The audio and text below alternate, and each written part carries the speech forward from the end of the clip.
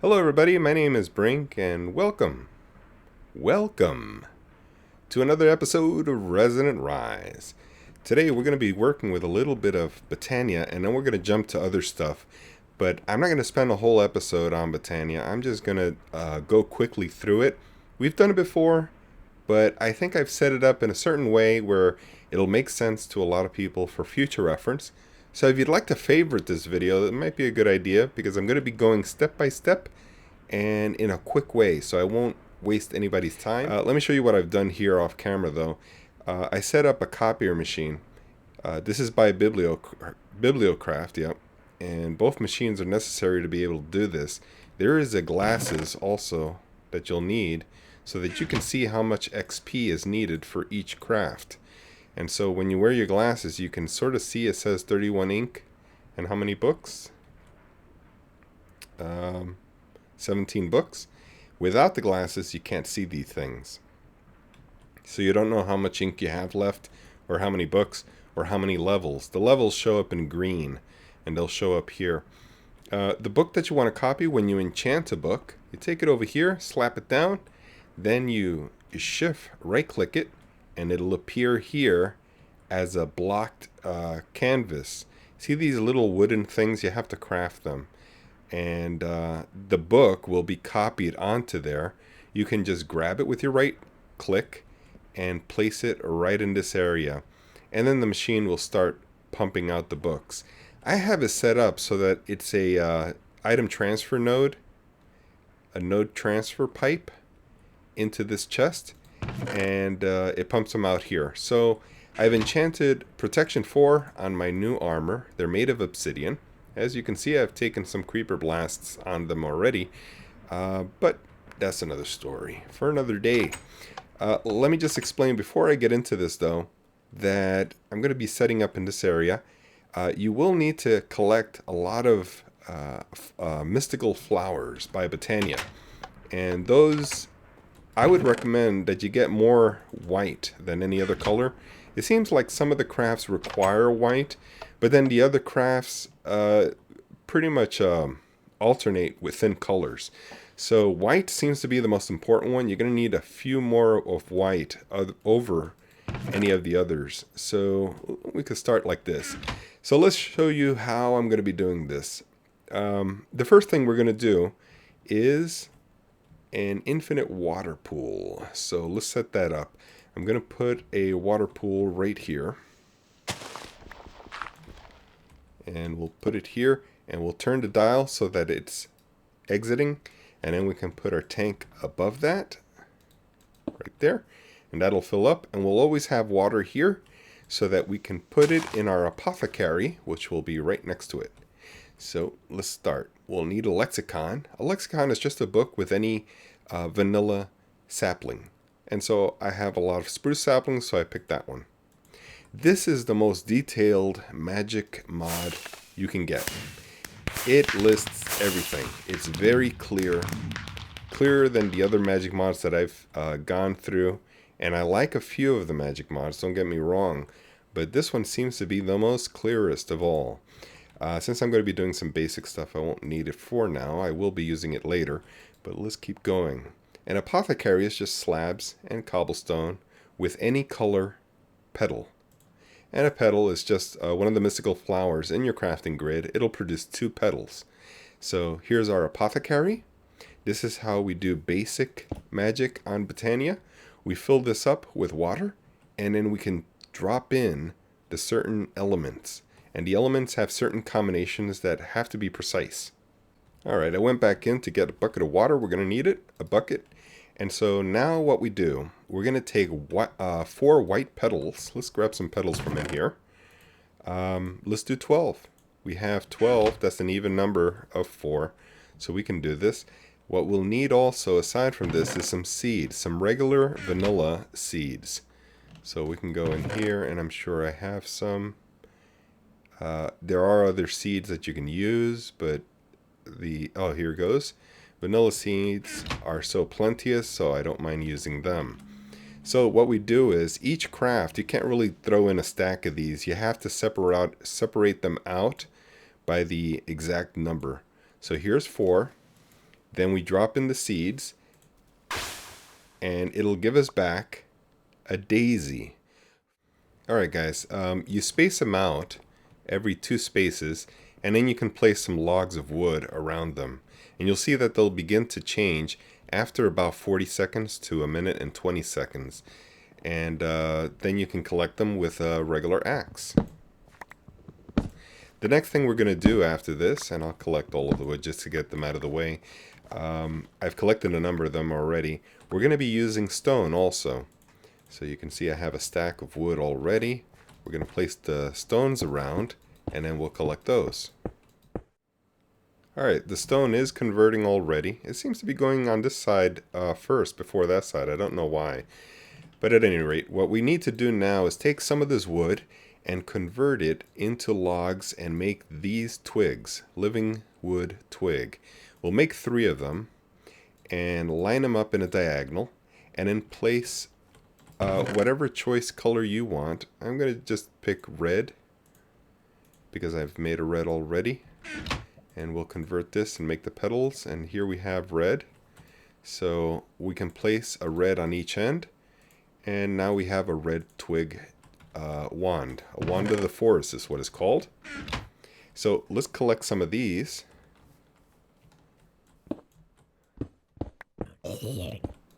Alright, so we've placed a new set down. I've collected some of the living wood already, and what I'm going to do is make 2 of these pools. Diluted mana pools. Next we'll make mana spreader, and a mana spreader is made by 3 up and down, a gold, and there it is. Now that we have our mana spreader, we need to make the flowers. There's a special flower that'll be used with the mana spreader to make mana, and that is, we combine orange, light blue, and yellow. Twice as many yellow as the rest. So we'll spread this out. We'll do it like this. That'll work. Okay, so now we need to get the seeds and combine them in the apothecary. So it's 1 of each, and then 2 of the yellow, and then the seeds. And that'll give us a daybloom. I'm going to make a few more. I've just made 6 dayblooms. We're going to set them down, but the first thing I'm going to set down is the mana pool, because I kind of know where I want it. I kind of want it right here. And the other mana pool we're going to keep in our inventory, because we're going to convert that one. But our daisies, we can place them pretty close. It doesn't really matter. The only restriction is that they can't be right next to each other. So they have to be at a sort of diagonal from each other. The next thing we'll do is place the mana spreader maybe over it, just so that it's in the center somewhere. Maybe over this one. Like that. And now we need to point it to this pool. The flowers will send mana to the spreader. The spreader will direct the mana into this pool. So we will go into bind mode, which is this one. Notice I'm shift clicking. And now that it's in bind mode, I can shift click the mana spreader and then shift click the mana pool. And now it's directing it to it. But if we look at the flowers, you can see that the mana spreader is highlighting. That means that it is working correctly. The flowers are looking at the mana spreader. And this will start picking up some mana in a second, but let's click each one just to see the status. Right now it says unknown status, but when we click it, we can get the status bar on each one to see how much mana is being developed in each. Notice that there is no mana at all being developed here, nor in the flowers. That's because these are dayblooms and it's nighttime outside. There is another flower called the nightshade, and the nightshade works at night. Not at the same rate, but it's still good because it'll work overnight, and it's made with a different set of colors, but the same kind of recipe. And these will work overnight and develop mana for you. But I'm just going to go sleep and bring up the day, because we don't really want to work with dayblooms and nightshades for a very long time. We're going to be converting to a higher power. The next step in our progression is to check every now and then to see if this pool will accept. Before this, it did have a red X where you see the green check mark now. The green check mark indicates that it's safe to go ahead and craft something with it. So I'm just going to toss this other mana pool inside of it, and that'll convert it into a regular mana pool. The first one was a diluted mana pool if we look at our Wayla. So we can get rid of this one and now convert to this one. And now we have a regular mana pool. And this one collects a lot more than the one we have. This other one we can throw away. But this will start collecting. I do have to make sure that it is bound. So let's take a look. It is pointed, so that's fine. I will point it anyway yet again. So we go into bind mode. We shift click this and shift click this. And then if we right click, we can see the status. Accepting mana from items. Okay, so now the next thing we want to do is go into our apothecary again. We'll get some seeds. We can do this real quick while it's nighttime. Let's see, seeds here. And I'm going to convert brown. I have 2, so I'm going to convert all of them. And light gray. This light gray is hard to find because it camouflages itself with the color of the grass. So it's going to be a little bit hard for you to find it. Alright, we're back, and the very next thing we want to do is make an endoflame. An endoflame is a lot stronger than these dayblooms. These dayblooms are helpful for starting us off, but an endoflame can accumulate mana at a higher, faster rate. And this is our recipe. 2 of these are going to be converted. 1 brown and 1 red will be converted into a mana brown and mana red. And the way we do that is to go in here. Let's see if we can take a look to see if we get a check mark here. We don't have a check mark yet, so we have to wait. If we hold it over the mana pool, let's see if we can select it. You can see that we can convert it. So we'll convert 1. And what that gives us is a little bit redder mana petal. And it's called a red mana petal. So we'll do it for a brown also. And here's our brown. And where did the other gray go? Okay, so now we can do the construct. It goes into the apothecary. And we will drop 1 mana red, 1 gray, 1 brown. 1 mana brown, 1 red, and then the seeds. And we have an endoflame. Now I have enough to make another one. And I will do that off camera when the daylight comes up, because I don't think I have enough to convert this yet. But we'll be back with a few more endoflames. I've made 2 endoflames in total. And now, instead of feeding it one by one, I'm going to have an automated system feed it. So what I have here is some redstone conduit, which is just made with redstone, dust, and silicon. And that'll give you a stack here of 8. Then living wood, we want to convert a couple into living wood planks. And so now we have 8 planks, and we're going to make something called the open crate. It's a crate, just like a chest or a barrel, but it has an opening underneath so that things can leak out. So it'll take a feed, and then it'll drop. Very simple item. We need a pressure plate, a hopper, and a fuel. In this case, I'm going to be using coal, but you can use charcoal, logs, planks, sticks, anything burnable. Okay, so here's our 2 endoflames, and they're close enough to the mana spreader that it'll feed it, but I didn't want to feed it manually like I had been doing. So now what I want to do is place a pressure plate somewhere nearby where the endoflames can reach it, and then right above it, we'll take our open crate, and we'll right click it right above it. So right now this space between is considered the pressure plate. Just keep that in mind. This pressure plate also occupies the space that appears to be between the open crate and the pressure plate. The next thing we'll do is place the redstone conduit from the pressure plate. Oops, I did that wrong. Let's get rid of this. I only want 2. One from here to here, and on top of the hopper as well. So we're going to place a hopper right above. Well, you can put it on the side if you want to, but I'm also going to place one right on the hopper. And so whenever there's anything on the pressure plate, it'll send a signal up, locking the hopper. So let's try it out. I'll drop something there. You'll see that this lights up, and that locks the hopper so that nothing can drop down into the open crate. So if we place a stack of coal in there, you see that the open crate just drops it immediately, and the endoflames are chewing up that coal, and extras won't drop down until this one is gone. So we can feed all of this coal in the hopper. For this next craft, we will need 7 iron. And we'll drop it into the mana pool to get 7 mana steel. And now our next craft is what's called the Sojourner Sash.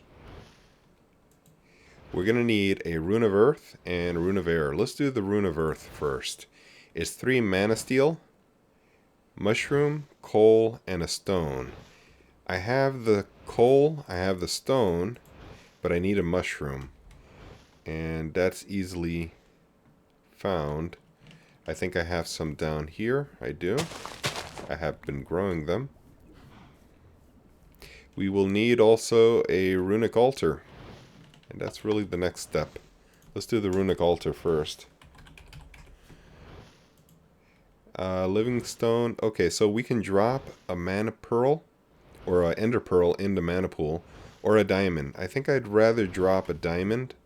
I have plenty of diamonds, but I don't have an ender farm yet, so let's drop a diamond instead.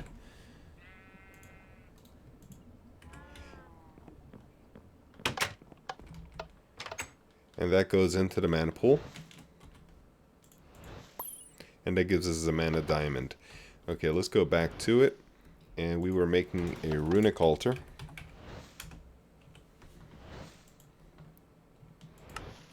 We'll need the living stone. And here we are.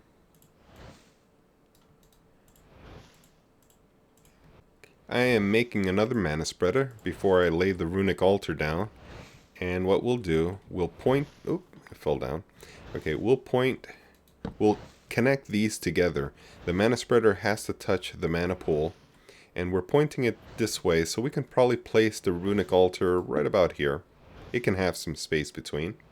And then we can activate this. Now, it looks to be pointing the right way, but I want to bind it just to make sure. So let's set it to bind mode. This to that, and this to that. So if we look at each one, we can see that they're highlighted. They're pointing correctly.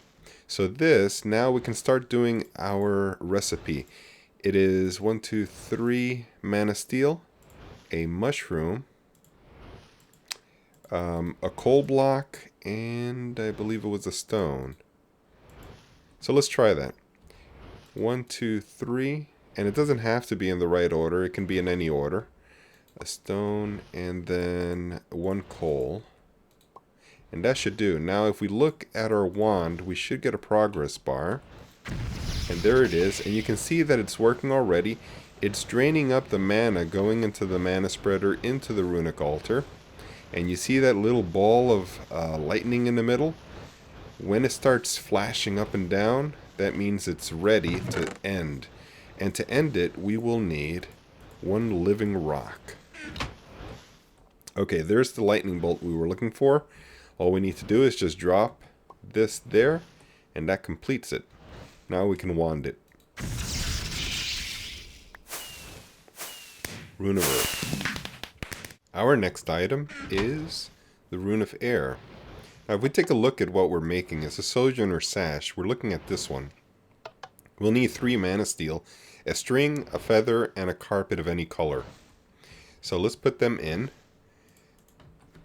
1, 2, 3. And 1, 2, and 3. And that should be enough to start it. If we click it, yes, it is the right symbol and it is progressing. So now we can put our living rock and get it ready to craft. The rest of the recipe requires leather. I have another mana steel, We need 4 leather, and then we can complete this. I think I left the leather inside, though. So let's just finish this, and then we can take the whole thing inside. There it is. Let's put this in there and wand it up. And now we can go inside, get that leather, and we should be done with the Sojourner Sash. We'll see in a second. Let's see. So it's mana steel here, earth, air, and then the leather all around. 1, 2, 3, 4, and that should do it. Okay, we have a Sojourner Sash. It'll go in the baubles section. You can shift click it, and it'll know where to go.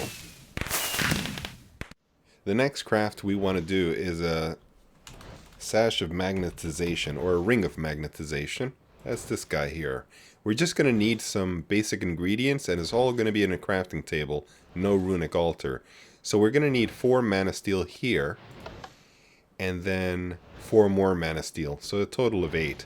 I have 3 on me already, so I'm just going to drop all of these in there and get as many as I can for now. This will keep that mana pool empty so that overnight, I'm almost done recording, so I'm just going to leave this running. This will fill up and I'll have used some of it already. So let's go inside, and actually we can take some of the gold that we have in here. I'll need 1 of each, and a gold and an iron. Here we are. I can leave these in there. And you can see that my Sojourner Sash is helping me to go a lot faster. So, let's see. The earth goes... No, it wasn't earth there. It was mana steel all around. Like this. We can actually pull it up. Magnetization. Okay, so we have to build this first. There's that. And then this. And finally, that. Very simple. Let's put all of this junk away. And this will go into the baubles section also. Alright, so the Sojourner Sash helps me to run faster or walk faster. As you can see, I'm going very fast. But it also helps me to climb up without having to jump. Also, if there is a hole in the ground, well, I should have gone through it. Yes, okay, so I am going through the hole without falling into the hole. As long as the hole is 1 block between blocks, I won't fall in. The other thing is that I can jump higher with it. It's a little bit higher than normal. If I had a fence, I could show you, but I don't use fences. So, the other thing is that the magnetization, the ring of magnetization, anything that I drop on the floor will take 5 seconds for me to pick it up again, because it knows that I dropped it, so it assumes that I don't want it. But if something's on the floor, it immediately picks up. You'll notice that I'm picking all of this stuff up immediately. And the magnetization range is pretty far. If I stand close to this coal, you can see that they're all coming to me. Let's see how far I can get before they stop coming to me. That's pretty far already. I'd say it's around here, right at the end of this farm. So it's 1, 2, 3, 4, 5, 6, plus 7 there. So let's take our ring of magnetization off for a second so that they don't keep coming over here. And we can drop our coal back in. Alright, this has taken a long time. I didn't expect to take the whole episode to do this, so I'm sorry about that. I thought it was only going to be a few minutes, but I did want to take the Sojourner Sash and Ring of Magnetization for this episode before ending. It just took longer than I expected. Let's do the last thing for today. We're going to convert a pearl into a mana pearl, and then we're going to go inside, and the next thing we want to build is called an Alchemy Catalyst. Catalyst. It's this yellow thing here. And we'll need 2 brewing stands. Let's see if we have any. I don't have any. Okay, so we'll need to make a couple of brewing stands. And the pearl I have on me, we have gold. We don't have living stone. We'll have to go out there and get some. And yes, we do have. You can see that the Sojourner Sash is really helping me to even fly faster. So we'll go all around like this. Oh, I guess I did it wrong. Let's see again. Alchemy Catalyst. we are missing something here. There it is. Okay. So what we do with this is place it under the mana pool. This is our main mana pool. We can go right here, and it's got to be under it. And we'll place some dirt back, or grass back. Now the point of the Alchemy Catalyst is that you can convert some things by throwing it in here. Let's take, for example, a vanilla grass. I used the shears to collect vanilla grass, and we'll need this for future recipes. If we drop it in here, you'll notice that we get pasture seeds. As a matter of fact, this is fast enough to finish now, so let's just do it real quick. If we try to build the Horn of the Wild, very important item here, it's a tool. We make a V shape with a pasture seed in the middle. So let's grab the wood, and let's see if we can remember how to do this. It's a V shape with the pasture seed in the middle. We have a Horn of the Wild. This pasture seed is useful for other things as well. So let's grab this Horn of the Wild, and you'll see what this does. It'll help us to collect flowers a little easier. What we do is we right click in order to blow into the horn. Here we go. You can hear the bassy sounds, and then you can just go with your ring of magnetization all around and collect all of the juices. Alright guys, we've spent a lot of time. Ooh, I found a mystical gray. I'll take that. We spent a lot of time doing what we did, but we got a lot done, and I hope this is helpful to you. And I hope that you'll consider favoriting this video so that whenever you have to reference it, you have a quick and speedy way to learn how to do things in case you forget how to do these things. I know I'll be favoriting it. But anyway, any suggestions you have, let me know. I'll be doing a part 2 very soon. Thanks for watching, and I'll catch you all next time.